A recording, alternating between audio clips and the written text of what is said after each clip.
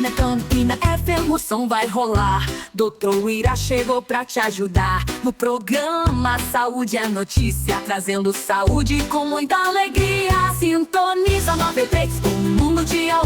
O doutor tá na área, é sensacional. Com dicas e conselhos pra te proteger. A saúde é notícia, vai te fortalecer.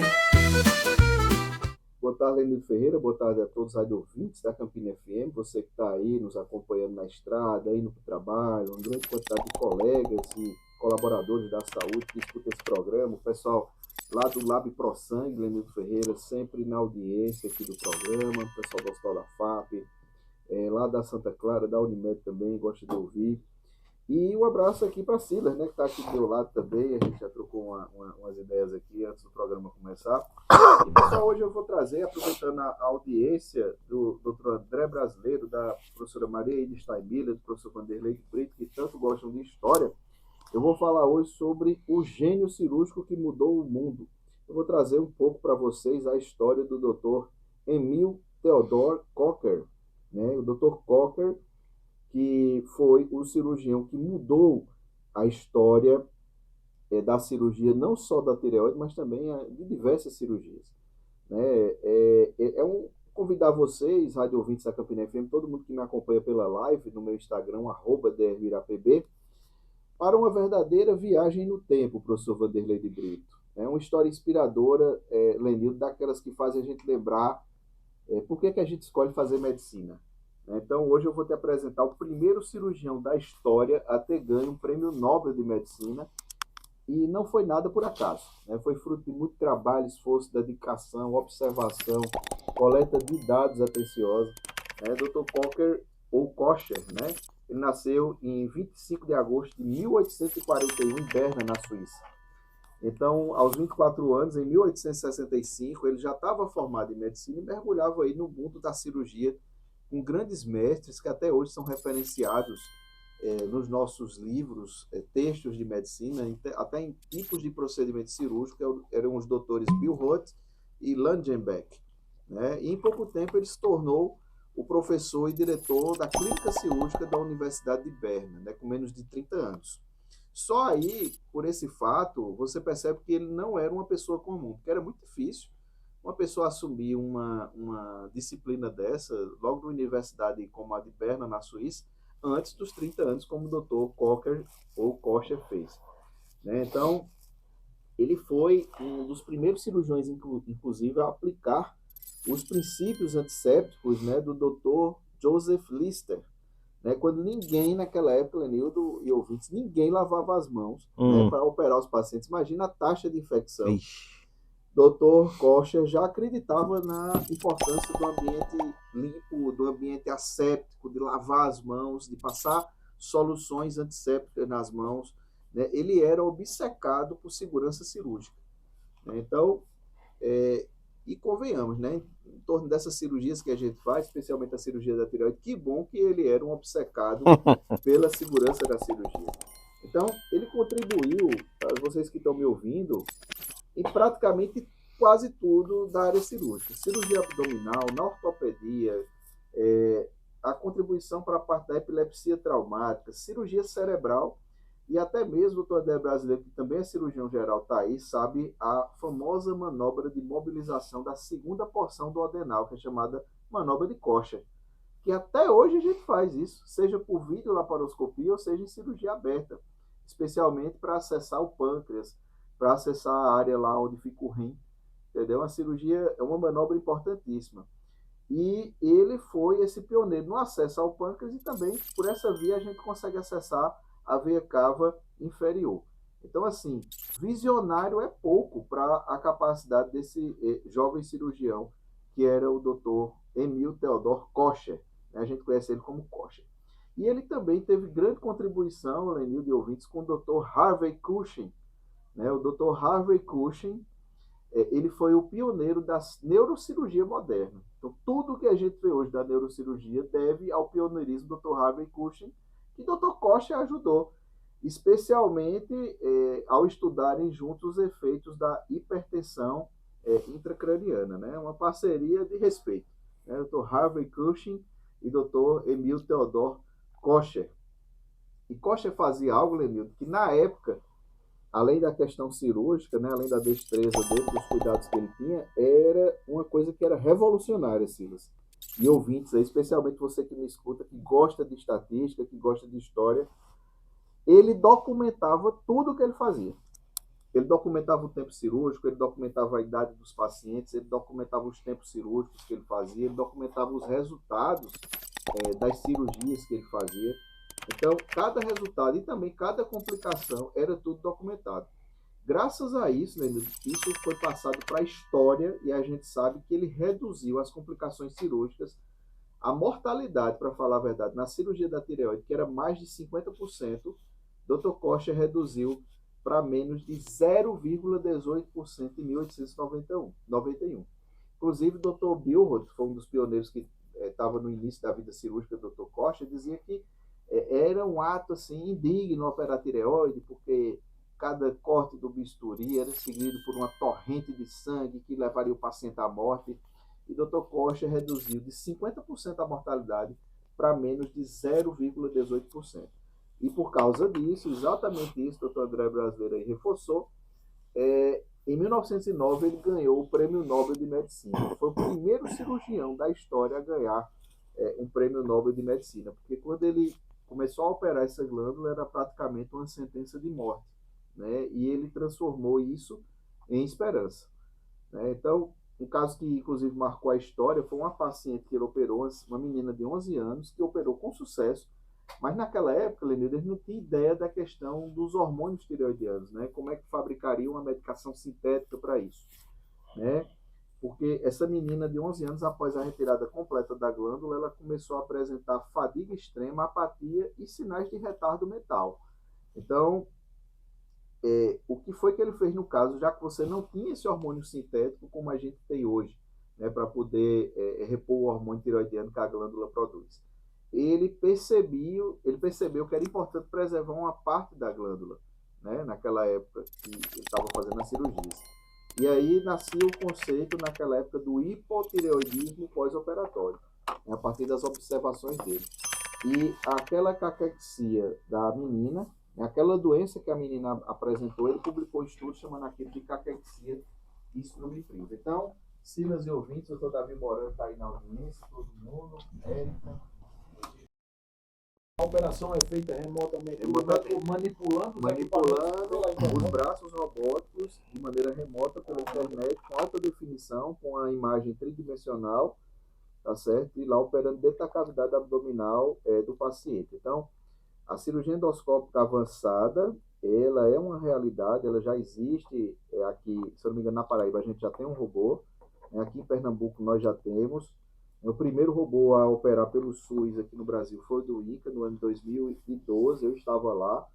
Nós fizemos pela cirurgia de cabeça e pescoço 45 cirurgias robóticas de cabeça e pescoço, especialmente para câncer de orofaringe, diminuindo a incidência de traqueostomia naqueles pacientes, de permanência de sonda nasoenteral, de disfunção da fala, né? Foi muito importante isso, e isso aí é uma realidade que veio para ficar. Cabe a gente saber usar a tecnologia sempre a nosso favor, né? Pelo bem dos seres humanos, né? Vamos dizer assim. Oirá, a inteligência artificial pode tornar a figura do cirurgião desnecessária?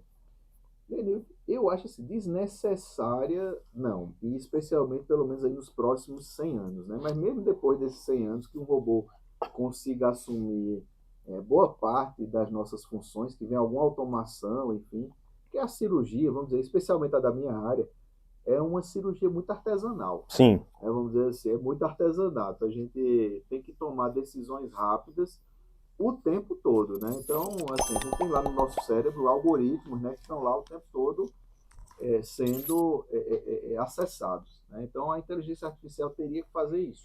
Por outro lado, a área de diagnóstico, né, uma área onde a inteligência artificial chegou com muita força. Mas então a inteligência artificial, juntamente com o cirurgião, pode tornar as cirurgias ainda mais precisas, o que inclusive é tão importante para a sua área de oncologia, por exemplo, naquelas cirurgias em que o olho humano ele é incapaz de identificar se algum micro resquício de um tumor ainda ficou no organismo. Nesse aspecto, a inteligência artificial pode ajudar? Sim, com certeza. Já existe hoje, Danilo, especialmente em algumas neurocirurgias, a sobreposição de imagem onde está o tumor e o cirurgião ele vê o campo cirúrgico já com a imagem sobreposta. Então ele sabe ali exatamente onde tá o tumor e onde serão as margens cirúrgicas que ele vai fazer para poder tirar aquilo ali de maneira completa. Isso a gente fazia no INCA, na cirurgia robótica, com auxílio de um monitor. Tinha um grande monitor, então ia lá o cirurgião-chefe, desenhava a margem cirúrgica que ele queria, quando já estava tudo posicionado, e ele ia exatamente naquele campo. Naquele campo. Porque aumentava, assim, parecia que você estava dentro de um anfiteatro, para você ter ideia do grau de imersão que trazia, né, vamos dizer assim, a tela 3D da cirurgia robótica. E é isso que ocorre, né? A cirurgia fica muito mais precisa. E a gente está cada dia mais com essa tendência de personalização dos tratamentos médicos. É uma coisa que é inevitável, né? Tem algumas pessoas por aí que são contra essa questão de medicina personalizada, mas é a realidade, né? Não tem como fugir disso, né? Isso é uma coisa que já chegou e vai ser cada vez mais disseminada. Uma coisa que impede essa questão, assim, essa acessibilidade para alguns tratamentos que já existem é o custo, né? Como eu já falei aqui algumas vezes, quando chega uma inovação na área médica, na área de saúde, geralmente o custo é muito elevado, né? Eles alegam que é o custo de desenvolvimento de pesquisa, né, de software, enfim, mas o que impede que isso chegue de uma maneira massificada é o custo, que é extremamente alto. O custo do robô é alto, né? Então você tem que ter um projeto muito robusto, você tem que ter uma rede integrada muito fluente para você justificar, por exemplo, colocar robô em alguns hospitais públicos, mas não é uma realidade. Não está escrito em lugar nenhum do mundo que Campina Grande não possa ter isso, né, em um hospital público ou filantrópico aqui. Bom, já que a gente está falando aí a partir da provocação de Silas de inteligência artificial, que tipo de orientação você pode dar para os nossos ouvintes que vão se consultar com o ChatGPT? Aí é bom. Olha, é o seguinte, eu acho que estou aqui, vou falar para, não uso o ChatGPT. Não, você usa o ChatGPT, pode ser sim uma ferramenta útil para você, especialmente para você levar as informações úteis para o médico que vai te atender, né? Porque às vezes assim, a pessoa paga uma consulta, eu vou dizer, para o especialista, ou mesmo vai no SUS, depois de pegar o transporte, passar a madrugada inteira viajando, e ele chega lá e as pessoas não sabem dizer exatamente o que estão sentindo. Às vezes a gente tem que fazer aquele trabalho de tradução, esmiuçar bastante a pergunta, entendeu? E a gente sempre procura ter uma linguagem o mais simples possível para os nossos pacientes, para que a gente consiga entender e traduzir aquilo ali num diagnóstico, ou numa hipótese diagnóstica, e a partir daí direcionar para um tratamento. Então, acho que assim, uma ferramenta válida para aí você usar, que está em casa, né, para você saber, não para você evitar o médico, né, mas para você procurar ir ao médico com uma fala mais assertiva, né, para você ter uma otimização da sua consulta, né, e não substituir, como a gente viu por aí algumas matérias, Leandro, o pessoal fazer terapia com o ChatGPT. Isso. Eu vi essa matéria recentemente, aí não pode, você não pode substituir um humano pelo não dá para fechar diagnóstico, mas não. Vai te ajudar, eu acho. Leandro Ferreira, assim, eu não vou dizer eu acho, mas ele fecha assim. Mas aí a pessoa pode confiar no diagnóstico do ChatGPT? Não pode confiar 100%. Por quê? Estou com uma dor aqui na perna, ChatGPT, o que é? Muita coisa depende, por exemplo, de quem dá o comando. O ChatGPT, para mim, tem um tipo de resposta para os meus comandos que, por exemplo, minha esposa dá um comando num assunto parecido, é totalmente diferente, porque ela é leiga, entendeu? Ela é operadora do direito também, assim como você, né? E o que acontece? A resposta que ele dá para ela é bastante diferente, mas não vai substituir ainda o toque humano, o calor, entendeu? A acolhida, um apertar de mãos. Então é isso que é importante. Então cabe a nós, profissionais de saúde, procurar evitar que o ChatGPT seja melhor do que a gente, né? Do que a nossa consulta. Os operadores do direito estão já dando voz de prisão ao ChatGPT. Tem uns estudantes de direito que já estão dizendo, você sabe o que você está falando? Rapaz, aliás, brincadeiras à parte, eu não vou dar os detalhes, mas comentei aqui com o Silas recentemente que vi uma publicação na internet em que as pessoas estavam acusando o ChatGPT de um determinado tipo de preconceito e algumas pessoas postaram prints xingando, estão lá acessando o ChatGPT para xingar. Ou seja, o medo que faz no mundo não é a inteligência artificial, é a burrice real. Aí é que é, de fato, é o grande perigo. Tudo depende do comando, né? Da pessoa que está lá dando o comando, a inteligência artificial. Claro, quando a pessoa tem a expertise na área, como a que eu tenho, fica muito mais fácil dar comando e ter respostas precisas, respostas mais lógicas e plausíveis. Também tem outro detalhe, eu sei onde buscar as fontes de evidências para basear as minhas condutas e tudo que a gente faz no dia a dia. E o ChatGPT, necessariamente, dependendo de quem dá o comando, não vai exatamente fazer essa mesma busca, não vai ter essa acurácia. Então, você pode fazer essas suas perguntas, suas indagações e já levar para o médico questionamentos mais assertivos para você ter uma consulta mais proveitosa. Esse é o sentido que eu falo para as pessoas fazerem, mas não vai substituir esse acolhimento humano, né? Especialmente quem trata os pacientes com empatia, com cuidado, com respeito.